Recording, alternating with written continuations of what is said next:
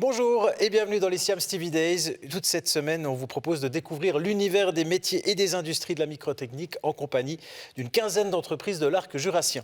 J'ai baigné dès le plus jeune âge dans le monde du décolletage, tout d'abord à travers les récits d'usines de mon grand-père, puis en accompagnant ensuite parfois mon père à son atelier. Et c'est donc un univers qui m'est plus que familier et dans lequel je suis très heureux de vous emmener aujourd'hui, puisque le thème du jour qui va nous intéresser concerne justement les enjeux et défis techniques du décolletage. Le décolletage qui est d'ailleurs très représentatif de l'industrie de l'arc jurassien. Pour apporter des précisions sur ce thème, nous pourrons compter, comme à chaque fois bien sûr, sur la présence de notre expert fidèle au poste, Pierre-Yves Koller, directeur du Siams. Bonjour Pierre-Yves. Bonjour Régis. Et pour parler aujourd'hui avec des entreprises du décolletage, nous sommes vraiment au bout de la chaîne de production des microtechniques. Donc on arrive vraiment au résultat final de tout ce qu'on fait au Siams.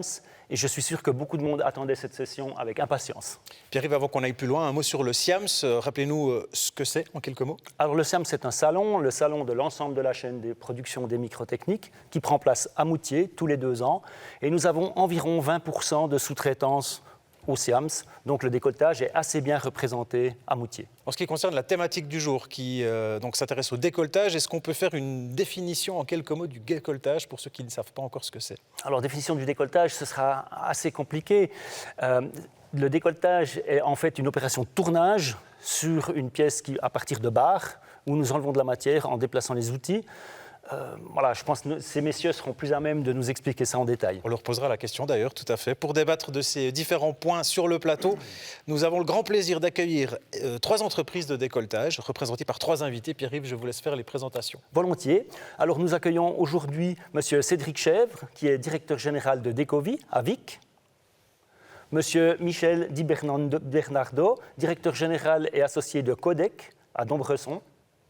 Et M. Emmanuel Raffner, directeur général de Launer à Boudry. Bonjour. Bonjour messieurs. Je vous propose déjà avant de partir dans un premier tour de table, de parler de mots-clés. Un mot-clé qui, selon vous, définirait ou résumerait ces défis et enjeux du décolletage. Cédric Chèvre. J'ai donc choisi durabilité parce que finalement tout ce qu'on parle ici et tout ce qu'on entreprend, c'est pour que finalement dans quelques années on soit encore là, qu'on soit encore présent et puis que tout ce qui est mis en place soit réfléchi sur l'avenir en fait. Michel Di Bernardo. Alors en ce qui me concerne et ce qui concerne aussi l'entreprise Codex et Adax à Beauvais, sont essentiellement le mot agilité. Parce que nous avons un outil de travail qui est très flexible et qui permet de s'adapter aux exigences du marché. Et enfin, Emmanuel Raffner.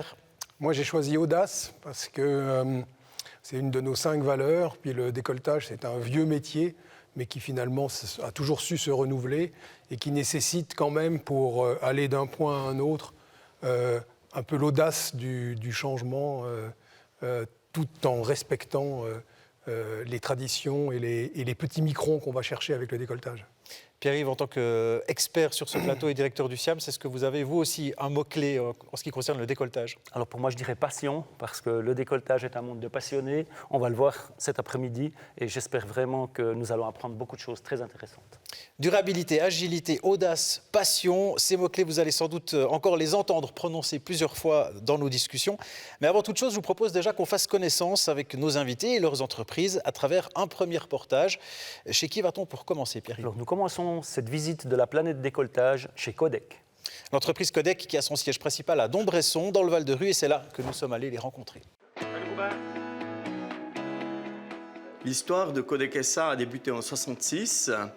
Et à partir de 3 machines, la famille Jeanneret a développé l'entreprise. En 1985, j'ai eu la chance de rejoindre l'équipe. En 1986, mon associé Jean-Daniel est aussi entré dans l'entreprise. Et à ce moment-là, nous avons pris de plus en plus de responsabilités.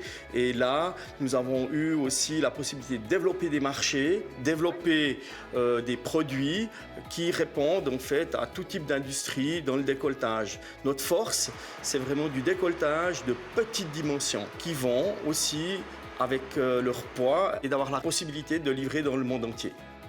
Les valeurs de Codec SA sont basées essentiellement sur l'humain et à côté, bien sûr, sur le développement, l'innovation et la performance technique. Les domaines d'application dans lesquels nous travaillons sont tout type d'industrie, sauf l'horlogerie. C'est étonnant parce qu'effectivement, nous vivons dans une région horlogère. Nous avons la chance de bénéficier de toutes les infrastructures qui sont liées à cette industrie. Vous retrouverez des pièces codec dans tous les ménages en Suisse, par exemple de la serrure de sécurité, ou encore l'électronique, qui représente une grande partie du marché. Donc on parle de l'aéronautique, on parle du ferroviaire, on parle des connecteurs industriels et encore des toutes petites pièces qui vont dans les appareils auditifs. La pérennité d'une entreprise est une question très importante, surtout pour une entreprise familiale. Ce sont des questions que l'on partage volontiers avec mon associé. Mais ce qui compte avant tout, c'est d'assurer que l'équipe derrière nous, les jeunes qui sont là, puissent continuer à faire fonctionner de manière durable l'entreprise et que l'outil reste optimal et concurrentiel.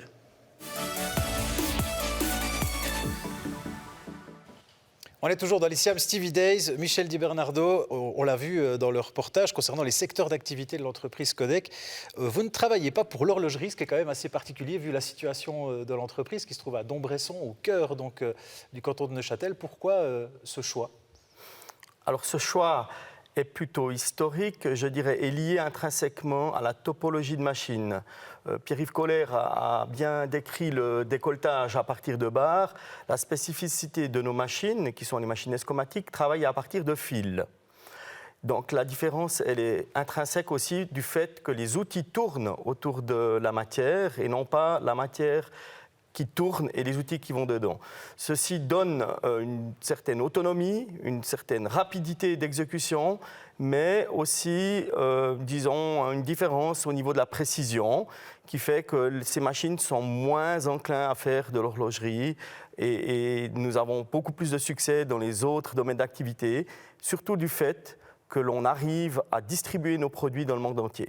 Justement, on l'a vu, l'entreprise Codec est active dans tout un tas d'autres domaines d'activité. Quels sont peut-être pour les autres, enfin pour vous trois finalement, les domaines d'activité qui marchent fort en ce moment dans le décolletage? Est-ce qu'on peut les lister ou est-ce qu'il y en a un en particulier qui sort du lot?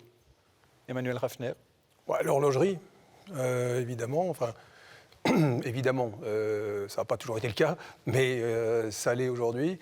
Et puis quand même, je dirais que le décolletage suisse, par sa particularité d'être vraiment du décolletage de toutes petites pièces, parce que le métier, on va le trouver en Allemagne, on va le trouver en France, on va le trouver dans bien des endroits du monde, mais destiné peut-être depuis l'origine à des pièces plus grandes. Le décolletage en Suisse, il est né avec l'horlogerie et puis il s'est concentré sur vraiment le tout petit. Du coup, les applications sont diverses parce que ça peut être le médical où il y a de plus en plus de recherche de miniaturisation. Ça peut être le métier de Michel pour tout un tas d'applications de produits de la vie quotidienne, mais qui eux aussi ont tendance à se miniaturiser, à être plus précis. Et donc des pièces de décolletage, on en trouve effectivement partout. Et même si c'est un métier très ancien, c'est un métier qui a quand même su se renouveler au fil des années et même des siècles, et qui est aujourd'hui un petit peu incontournable par sa technologie qui sait faire de la très haute précision sur des gros volumes. Cédric Chèvre. Je rejoins ce que disait Emmanuel. C'est vrai que c'est l'horlogerie qui actuellement tire vraiment le marché vers le haut. C'est là qu'on a connu aussi notre grande croissance ces dernières années.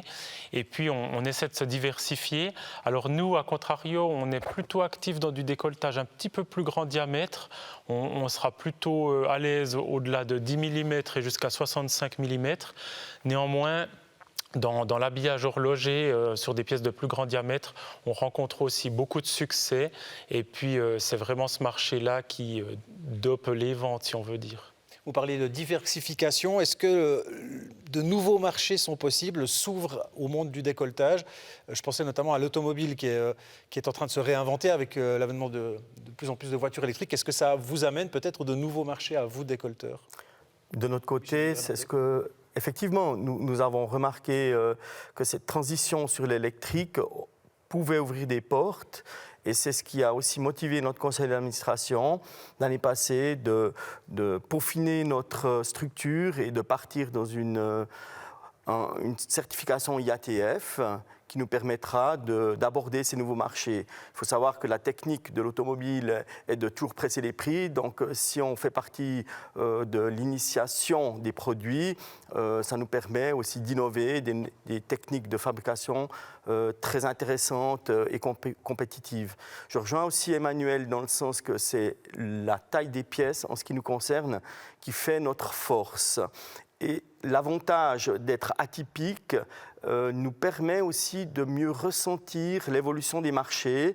Donc nous, la force des marchés, elle est cyclique. Bien qu'il y ait certaines entreprises, types d'industries qui sont très répétables, comme par exemple la serrure de sécurité, tout le monde construit des maisons, a besoin de pièces pour fermer ses portes.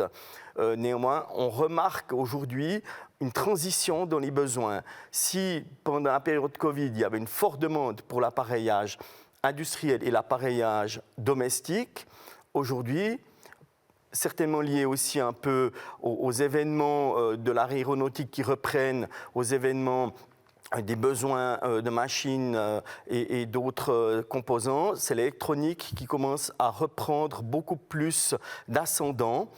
Et aussi, on a vu que la partie appareil auditif est repartie très forte parce que pendant la période, je dirais, Covid et de l'année passée, les gens restaient tranquillement à la maison. Là, ils rebougent, ils ont envie d'avoir autre chose.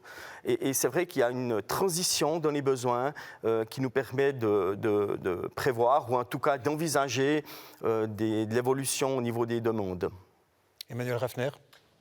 Alors oui, il y a beaucoup d'applications nouvelles pour le décolletage. Nous, s'agissant de l'Oner, je dois dire qu'on a plutôt choisi la stratégie depuis maintenant une dizaine d'années de nous focaliser sur deux métiers, l'horlogerie et le médical. Pourquoi ? Parce qu'il y a déjà beaucoup à faire dans ces métiers-là, ça c'est la première chose. Et puis chaque métier se spécialise lui-même.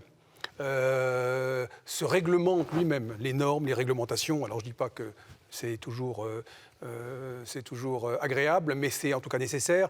Et pour être vraiment en phase et avec les exigences de nos clients, ça devient, à mon sens, de plus en plus difficile de servir beaucoup d'industries en même temps. Donc nous, on a fait ce choix, mais c'est clair qu'à l'intérieur même de ces métiers, notamment le médical, on voit avec les nouvelles technologies apparaître des pièces nouvelles très diverses. Cédric Chèvre. Alors, vos collègues sur ce plateau ? Je les rejoins. C'est vrai que Decovi n'a jamais été très actif dans le domaine automobile. Maintenant, avec les nouvelles technologies qui arrivent, je dirais que le domaine de la mobilité, de manière générale, est quelque chose sur lequel on essaie de se développer. Mais on est fortement inspiré quand même par le domaine horloger actuellement et puis le domaine médical où on a réellement envie d'aller, aussi poussé par le groupe Acrotech qui essaie de baser sa croissance tant sur le médical que sur l'horlogerie. Et puis finalement, ces deux marchés qui sont déjà très énergivores en termes de ressources, le médical de par la question procédurielle, des procédures, des normes, etc. Et puis l'horlogerie de par son volume et puis les exigences techniques. Donc ce marché dont vous parliez tout à l'heure, qui est les nouvelles...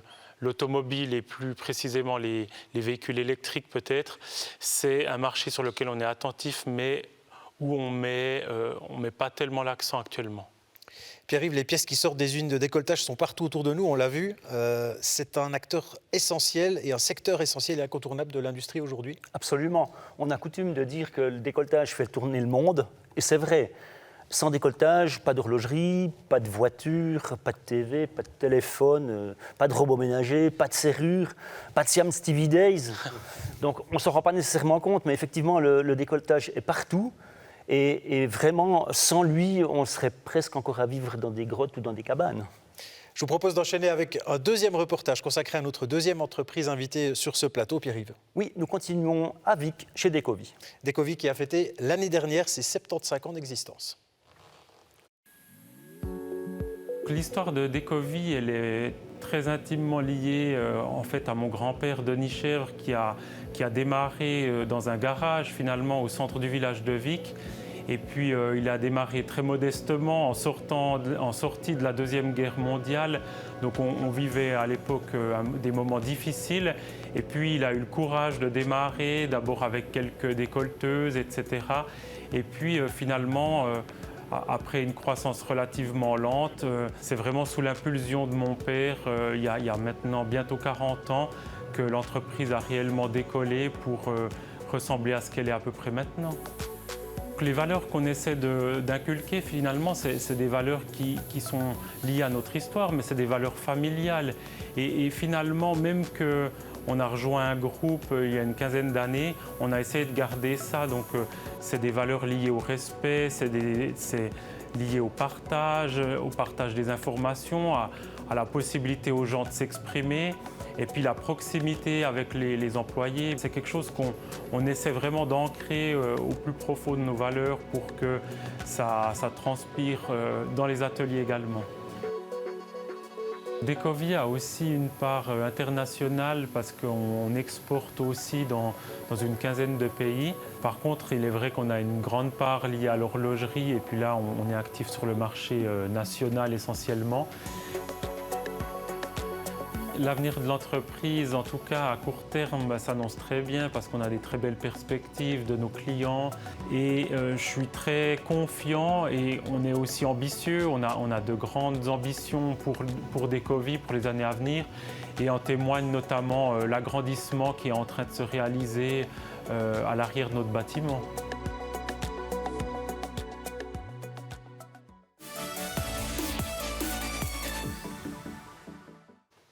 Cédric Chèvre, on l'a vu dans le reportage, l'entreprise Decovy est une entreprise familiale, mais qui fait aussi partie du groupe Acrotech.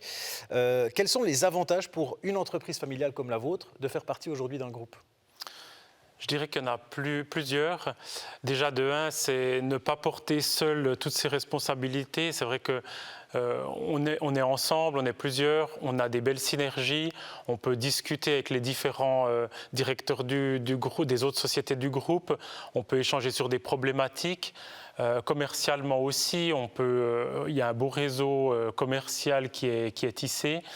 Et puis, de manière générale, ça nous a permis aussi d'assurer la succession. C'est-à-dire que quand mon père a décidé de vendre la société, ça m'a permis de ne pas sentir obligé de la rejoindre ou même de la reprendre. Et finalement, je l'ai quand même fait. C'est-à-dire que le groupe favorise vraiment ce développement et cette succession familiale. Et puis, je pense que c'est tout à l'honneur de ce groupe de favoriser ça, parce que finalement, c'est l'humain et c'est les hommes qui la composent, qui ont fait la valeur de ces entreprises et puis qu'il y a une telle continuité. Je trouve ça particulièrement intéressant et vraiment bienveillant. Vous parlez justement de la place de l'humain dans les entreprises. Parlons plus précisément de la place de l'humain dans les entreprises de décolletage et dans vos entreprises à vous. On a l'impression que de plus en plus dans l'industrie aujourd'hui, il y a une forme d'horizontalité qui se développe dans les prises de décision. Est-ce que vous ressentez ça aussi à l'intérieur de vos entreprises? Est-ce que, quelque part, les collaborateurs sont appelés à prendre une place de plus en plus importante et jusque dans les prises de décision? Emmanuel Raffner. Alors, oui, certainement, mais lié au fait, à mon sens, pas seulement de l'évolution on va dire, sociétale, mais de la manière dont on sait mieux gérer les données.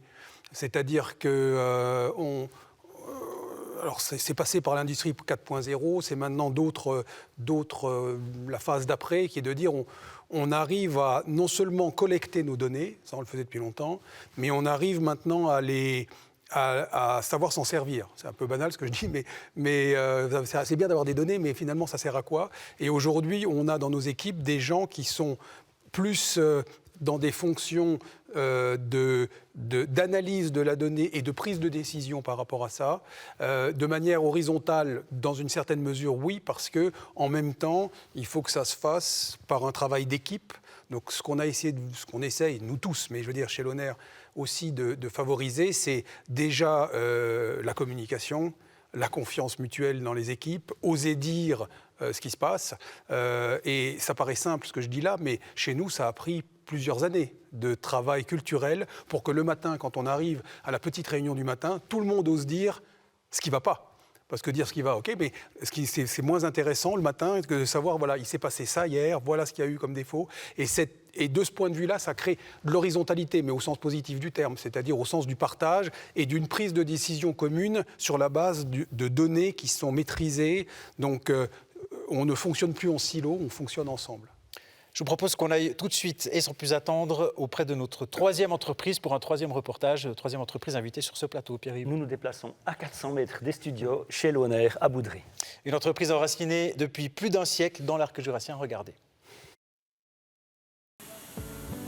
L'entreprise Lohner a été créée en 1905 par la famille Lohner, donc d'où le nom. C'est resté une entreprise familiale jusqu'à aujourd'hui. Elle n'est plus dans la famille Lohner aujourd'hui puisque c'est la famille Raffner qui l'a rachetée en 2009. Mais ça reste une entreprise familiale. Les forces de notre entreprise, je dirais, c'est l'alliance d'une expertise technique, historique très forte et également une organisation assez pointue qui nous permet de répondre à des exigences élevées, notamment dans le médical. Donc aujourd'hui, on combine ces deux aspects-là, l'aspect technique et l'aspect organisationnel. Les avantages d'une entreprise familiale, je dirais que c'est d'abord d'avoir une vision à long terme du développement de l'entreprise. Et puis je pense aussi qu'on peut être plus réactif dans certaines décisions stratégiques qu'on doit prendre. On n'a pas de compte à rendre à des investisseurs ou à des actionnaires. Les produits qui sont fabriqués aujourd'hui chez Lohner se décomposent en deux grandes familles. D'une part, des produits pour l'industrie horlogère. On fabrique des pièces surtout pour les mouvements des montres, c'est-à-dire dans le cœur des montres. Et d'autre part, des pièces pour l'industrie médicale, de chirurgie, que ce soit ophtalmique, de chirurgie orthopédique, cardiaque, enfin c'est des applications très variées. Lohner a effectivement une dimension internationale. La grande partie de notre chiffre d'affaires se fait aujourd'hui aux États-Unis pour le département médical. Je pense que ce que les clients viennent chercher en Suisse, c'est vraiment cette histoire, cette technicité, cette précision qui se retrouve aujourd'hui difficilement dans d'autres pays. L'avenir de l'entreprise aujourd'hui, je dirais que c'est accompagner nos clients dans leur développement, suivre leur croissance et leurs exigences pour toujours être au plus près de leurs attentes.